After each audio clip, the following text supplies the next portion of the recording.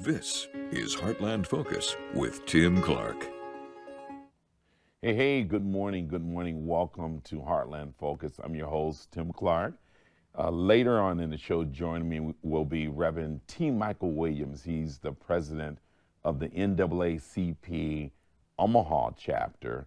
And we're going to be talking about our subject today, really this fragile democracy, and at the really root, at the foundation of it, is our rights to vote.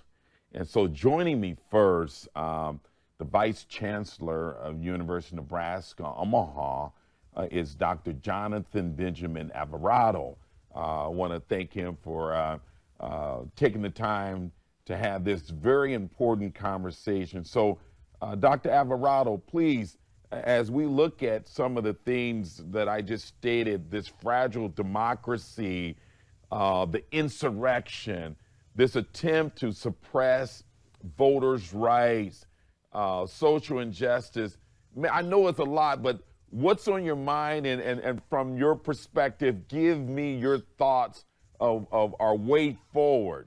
How do we get through this? Yeah. So thanks, Tim, for this invitation. I want to begin by kind of trying to frame what it is that we're dealing with here. I think the thing that comes immediately to mind is that we just celebrated the 1-year anniversary of a very overt attempt on the part of certain parties here in this country to subvert the will of the people through the insurrection, of really trying to kind of not allowing the process to see itself through to completion. And that, I think, was very problematic to begin with. And I think that only represents one of the two tracks that we're talking about here, and why this has been so important in the discussions on Capitol Hill.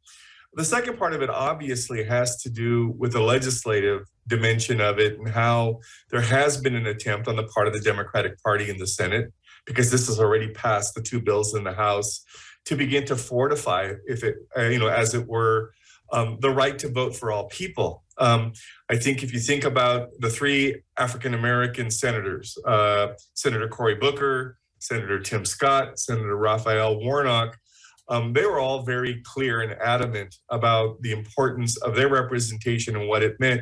But they also raised a lot of interesting issues related to this, that they're grossly underrepresented at the table, which is important. And so their voices kind of really cleared for everybody to see, why they were talking about this in the manner that they were.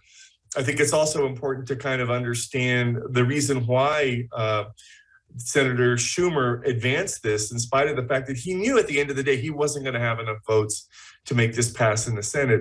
I think he wanted to make a very clear statement to the American public of how important the right to vote is. And the fact is now that, since 1965, this has continuously been challenged by people on the right here in the United States.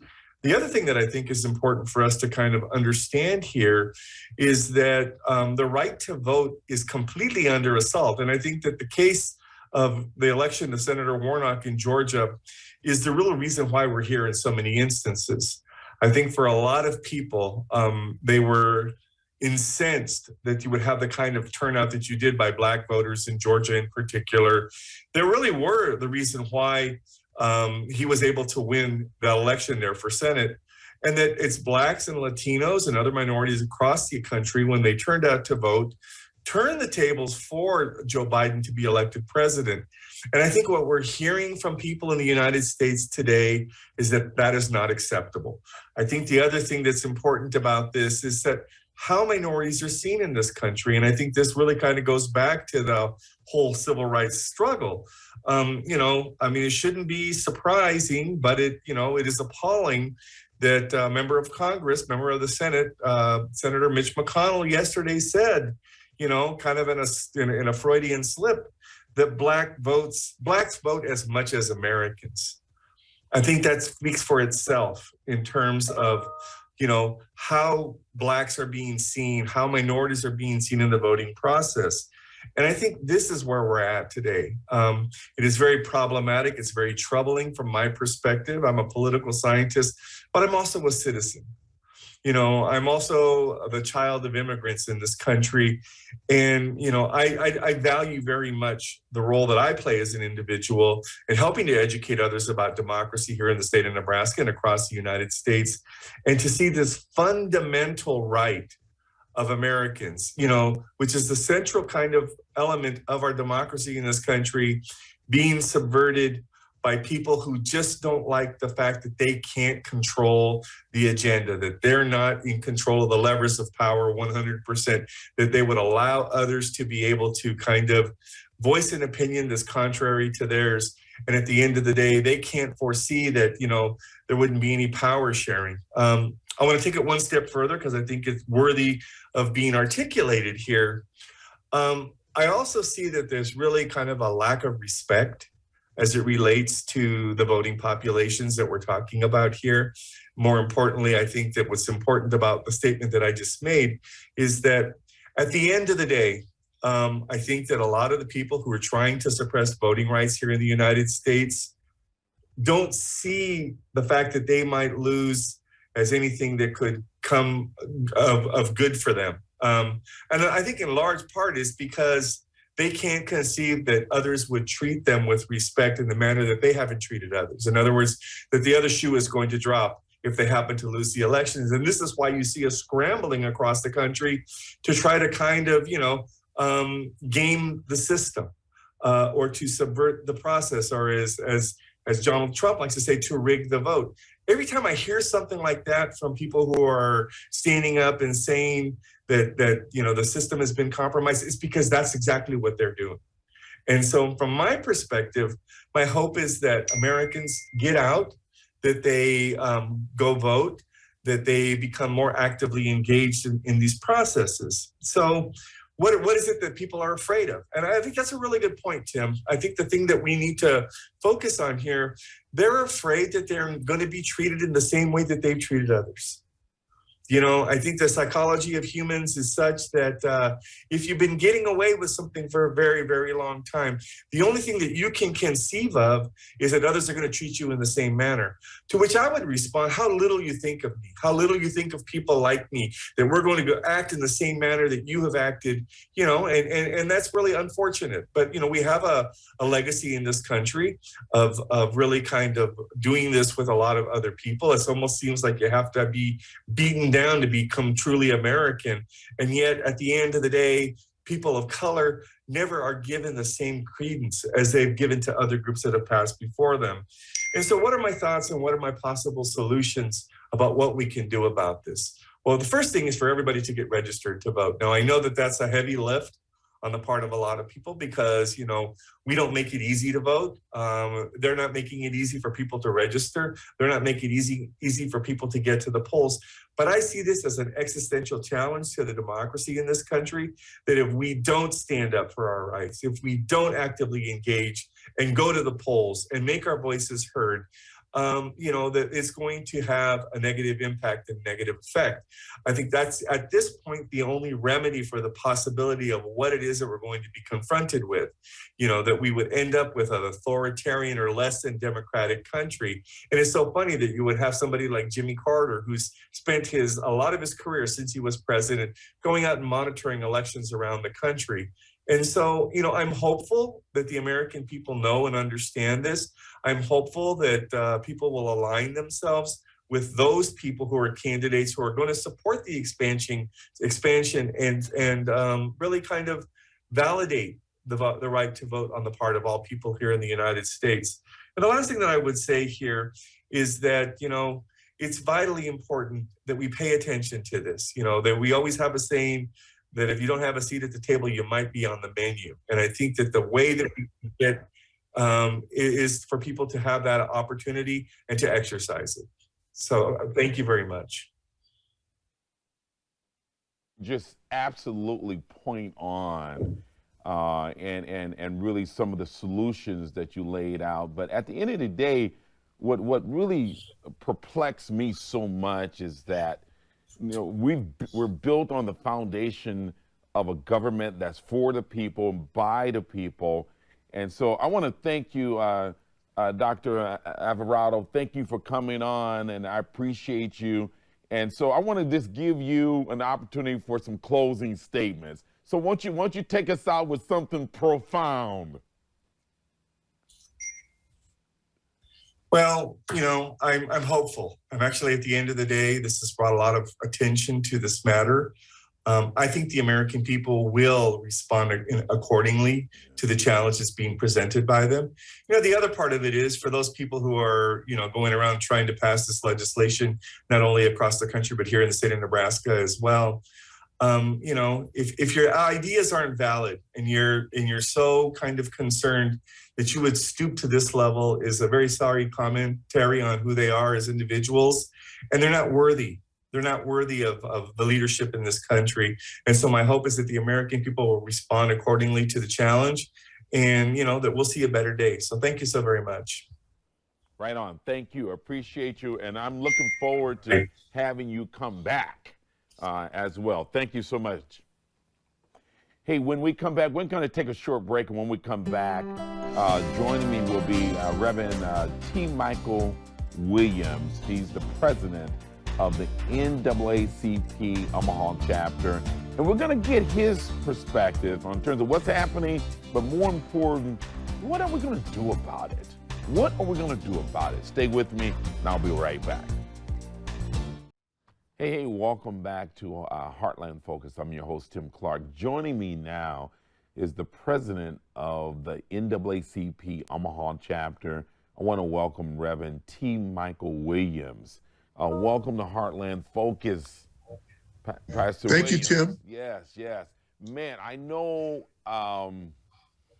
with what's going on in this country that the load is heavy. I think the hearts are heavy, minds are heavy as it relates to what particularly this country is dealing with, but very, very poignantly, how is affecting Black people and people of color as it almost kind of a slap in the face. So if you could, Pastor Williams, talk to me about what is resonating with you right now as it relates to what's going on in Washington. And I know we don't have a whole lot of time, but I want we're going to at least spark the fire a little bit of what's happening first in terms of Washington, but then let's talk about the insurrection, what it means in terms of civil and human rights we fight so hard to arrive in terms of this point of where we're at. So if you could, please. Well, yes, Tim, I appreciate the opportunity to visit with you today. And just want you to know that I believe there are some white people in our society who just believe white people should be on top, that they should be in power. I think the response to the election of Barack Obama as president, the first African-American as president of this country, continues to play a part in what we're seeing. And I think it's just unfortunate. It's a shame. I think the things that Mitch McConnell said on Wednesday helped to point that out. Everybody can make a mistake, but I think what he said really speaks to how he thinks about people of color being able to participate in this democracy. And then you think about the situation with Senators Sinema and Manchin. I don't blame the Democrats for not having passed this voting rights bill. It's at their feet. They did not step up to the plate. And to say that Black people have been able to participate in the past at decent numbers or whatever Mitch McConnell said is a misstatement from the standpoint of what will happen going forward with a lot of legislation that's being passed in states around the country. Now, what do you see as solutions? I mean, what's our solutions? You know, what's the Well, solutions? one thing that we're doing here in Omaha with the NAACP, starting February 21st, we want to have a series of conversations between people in East Omaha and West Omaha. And the first topic will be about the voter ID attempt here in Nebraska to amend the state constitution to require voter ID. We think if people can engage with one another and understand one another's perspectives, maybe there won't be as much division as there is. Why are we here? I mean, why do we find ourselves, Pastor William, back at a time and a spot and a place that we dealt with this in terms of the 60s, and that it seemed like we're this ongoing fight for just our human rights, but particularly our voting rights. Why the heck are we still having this conversation? Well, I think it's very clear, Tim. People that want certain people to stay in power or have power, both economically, socially, politically, those folks understand how important voting is. It's similar to what happened after Reconstruction when Blacks and people of color began to participate, become elected to Congress and the Senate. There was a backlash. And again, I think this represents a backlash. And until there's a change in people's hearts, we're going to continue to see this, in my opinion. How can we support the NAACP in the work? We know when you think about what's in front of us, we're dealing with the insurrection, we're dealing with social injustice, we're dealing with election that's going to be coming up in 2024. The work starts now in really trying to gather the resources, the talent, and the resources to do the work. How do we help? Thank you for asking that, Tim. The NAACP is uniquely positioned to serve, especially in times like these. We would invite people to join. And what I said on the day I was installed, we're not just inviting people to join to be a member of the organization. We're inviting them to join, to roll up their sleeves, become a part of a committee, and go to work. The NAACP has 20 standing committees that are focused on things like political action, legal redress, education, housing, and we know there are talented, well-meaning people out there, not just African-American people. We invite them all to come and become a part. They can email us at omahaNAACP@AOL.com, and we will get them an application, and we would love to have them join the work. One of the things that I would say on education, in addition to what I just said about our community conversations, our education committee is stepping up to the plate to address protecting multicultural education in the state of Nebraska. That's critical as people overplay and make the critical race theory issue out to be more than it is. So we would invite people to join, again, omahaNAACP@AOL.com. That's awesome. And I look at that as that's the work. That's what people can do to help. But I tell you, if we bring it home, Pastor Williams, let's bring it home. You know, the state, city, and county in front of us, we have a one-time resource in terms of the restructuring, our Build Back Better, the ARPA funds. Man, you got a lot of money flowing into this state right now. And I know the governor has laid out his focus, particularly for the state and particularly also North Omaha. And I know our two senators are working on something, our county commissioners.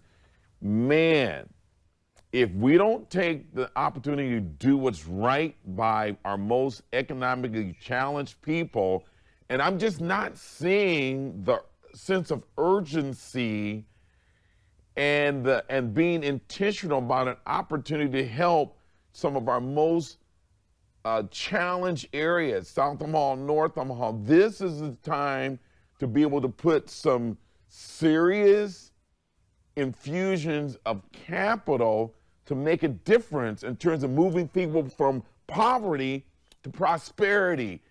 What do you say about that, Pastor William, in terms of just, I don't know, the state close to $1 billion, the city over 100 million. Man, mayor, city council president, county commissioner Rogers, and the president of the county commissioners, the state. Come on now.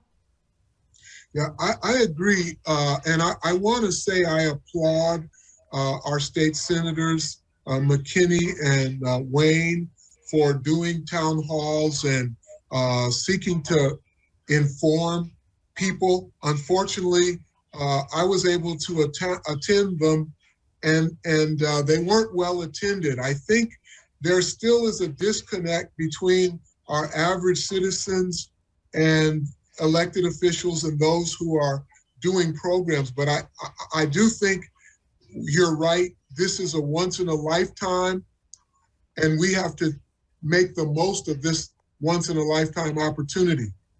The other thing I would say is we have to see it's sort of like a seesaw or a pendulum. All these funds come out now. There's going to be a dearth 3 to 4 to 5 years from now.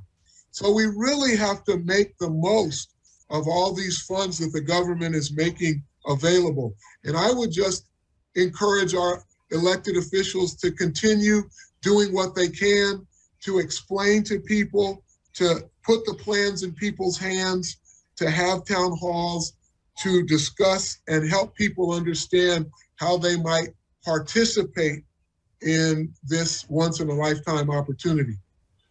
Hey, Pastor Williams, I do want to congratulate you in terms of just your role as the newly appointed president of the NAACP, but also I believe there's been a change of guards as it relates to your pastoral responsibilities as well.